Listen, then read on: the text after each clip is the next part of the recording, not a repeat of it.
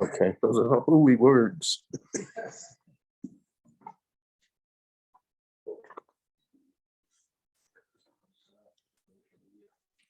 Erev Tov, everyone.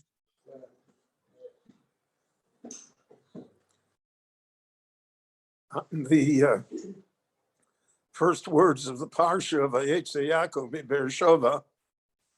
So Rashi makes the famous comment that when a righteous person, a tzaddik, leaves the community, so then it makes an impression. Upon a ziva, upon a hodra, upon a tifarta, there's less luster in the community. There's less glory in the community. The tzaddik is not there anymore. And then the opposite is true. When a tzaddik comes to a community, and especially settles there, so then you get a greater amount of holiness, spirituality. The community is different. Now that's something that we don't often note, but that Jewish history takes account of. And that therefore many places in the world where Jews were are famous only because of who lived there, and not because of the place itself. The place itself would be of little consequence. It would be a small town, it would be negligible. It doesn't record itself. But for instance, the great Lithuanian yeshivas were always called on the name of the community that they resided in, and not on the name of the yeshiva itself. Slabotka was Knesset Israel, or Knesset Beis Yitzchak, the two yeshivas, but no one refers to them in that fashion. And Slabotka is the suburb of Kovna, of Kaunas in Lithuania, and it's famous because of the fact that there were great Talmidei Chachamim there. The same thing, the Gaon of Vilna, and by the Hasidic Rebbeim, that's a part of their title, is where they were. The Maggid of Mezerich, right, the Kotzker, the Izbischer, the Radziner, Vizhnitz, those are all names for places. And most of the places are, in general terms, considered to be insignificant. They're not large communities. They don't have much strategic value. They didn't have great resources, but he had great people that lived there. And that's what preserved the name of the community and the community itself. And Chazal emphasized that idea.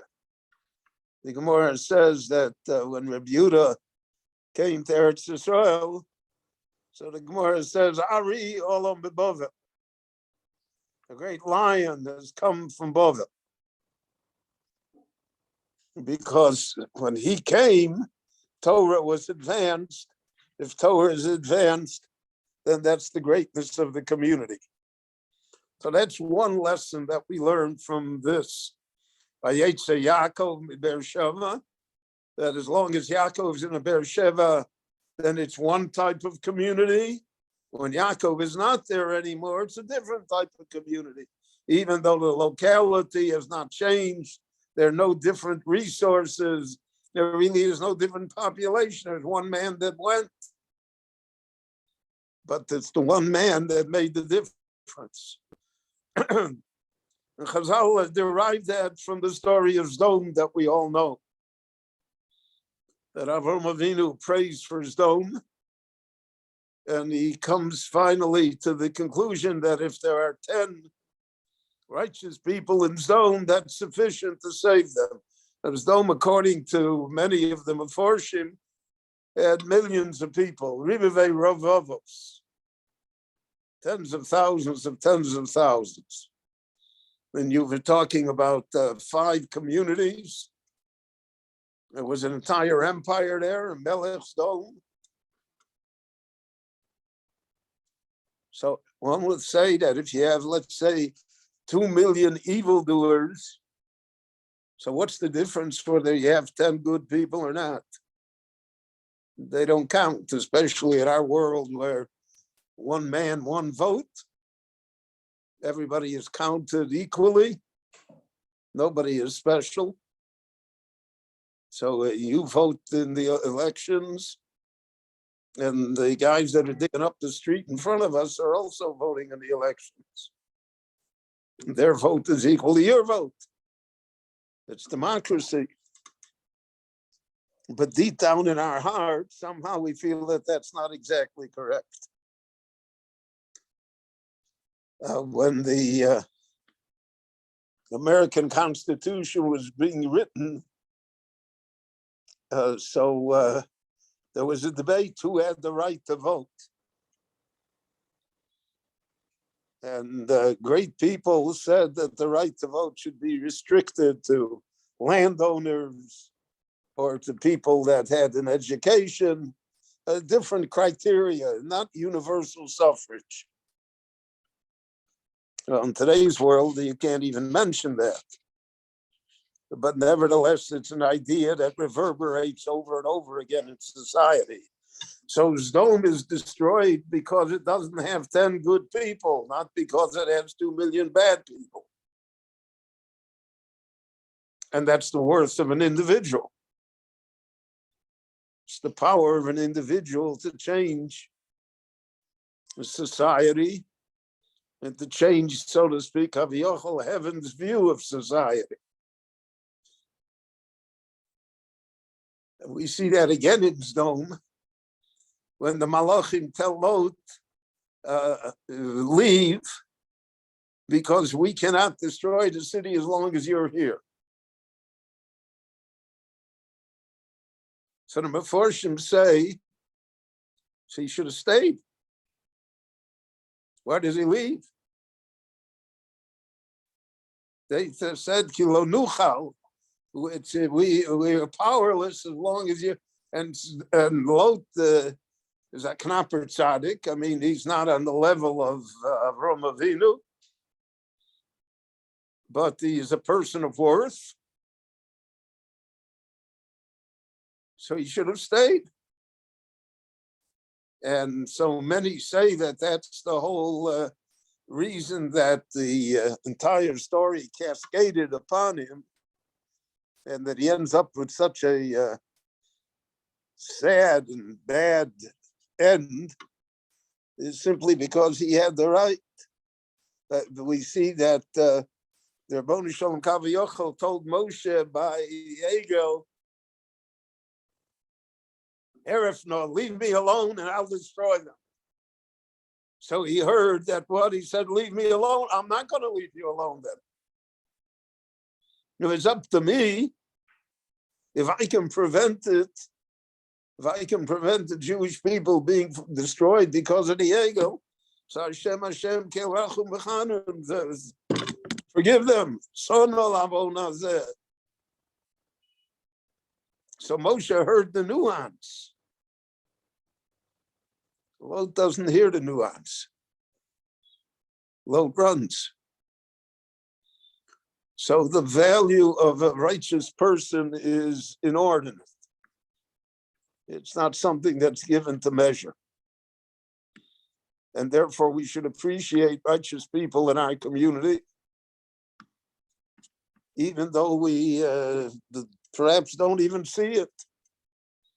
We say, what do they contribute to the community? The Gemara says the complaint always was, Maya Hanele Rabbonon. What did the rabbis do here? What did the B'nai Torah, what do they contribute? You hear that over, it's the mantra here in Israel. What do they contribute?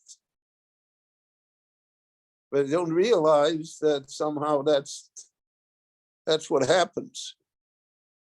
You have many, many stories in the Hasidic world and the non-Hasidic world of a person that apparently appeared to be an ordinary person, an average person,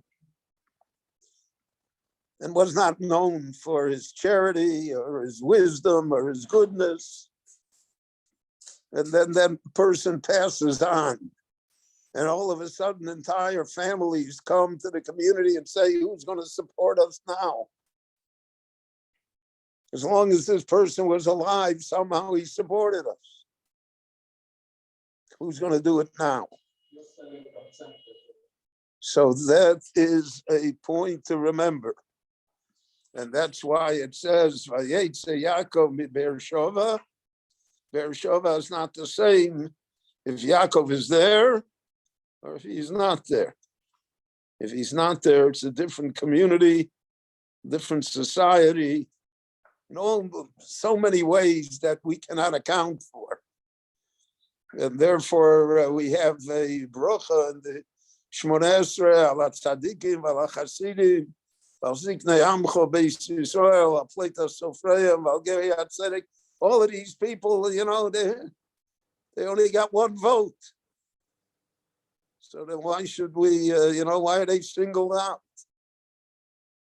Because of the fact that all the other brachas which appear in the Shmoneh Esrei are contingent on the fact that in the community there will be tzaddikim and chasidim and ziknei amcho beis Yisrael and pleta sofreim, geri hatzedek, that all will be responsible for advancing the cause of Klal Yisrael and Torah Yisrael.